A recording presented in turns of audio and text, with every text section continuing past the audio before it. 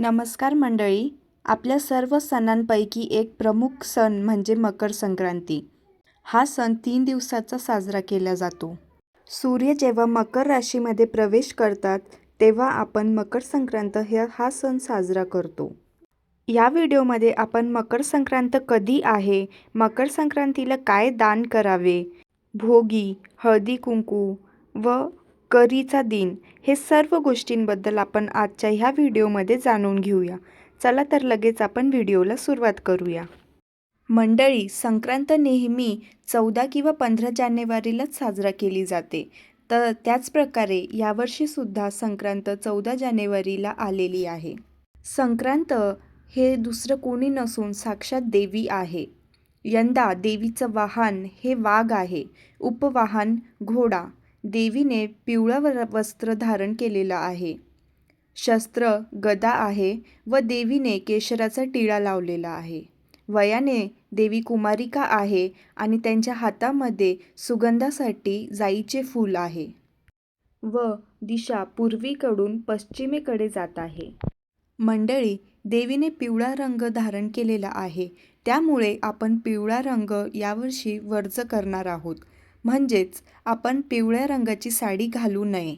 शक्यतो पिवळ्या रंगाचा कुठलाही पदार्थ किंवा वस्तू आपण या दिवशी टाळावा.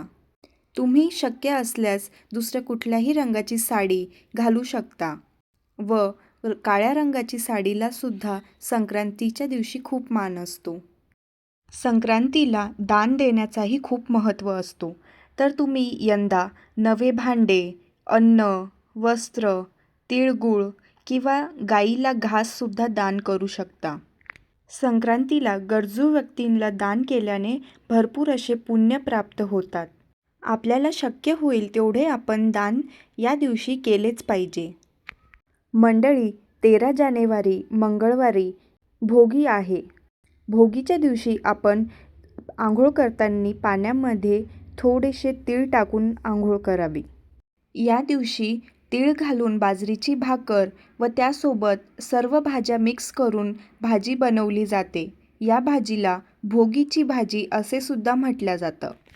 अगदी एवढ्या साध्या सोप्या पद्धतीने आपण भोगीचा दिवस साजरा करणार आहोत. त्यानंतर 15 जानेवारी गुरुवार या दिवशी करी दिन किंवा या दिवशीला किंक्रांतसुद्धा म्हटलं जातं. मंडळी, या दिवशी शक्यतो कुठलंही शुभ काम करण्यासाठी टाळावा. या प्रकारे 13, 14 आणि 15 तारखेला संक्रांत साजरा केली जाते. त्यानंतर सुरू होतो तो म्हणजेच हळदी कुंकू व बोरन्हाणचा कार्यक्रम.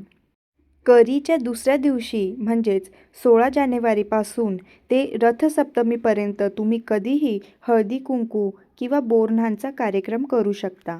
हळदी कुंकूच्या कार्यक्रमासाठी तुम्ही 5, 7 किंवा 11 बायका बोलवू शकता. तुमच्या घरी जर 1 ते 5 वर्षाचं बाळ असेल तर तुम्ही त्याचं बोरन्हाणचा कार्यक्रमसुद्धा करू शकता. बोरन्हाणसाठी लहान लेकरांना आवडणारे पदार्थ म्हणजेच बोरं, ऊस, मुरमुरे, चॉकलेट्स किंवा दुसरे काही पदार्थ आपण लहान लेकराच्या अंगावरती टाकत असतो. अशा प्रकारे संक्रांतीचा हा सण साजरा केला जातो.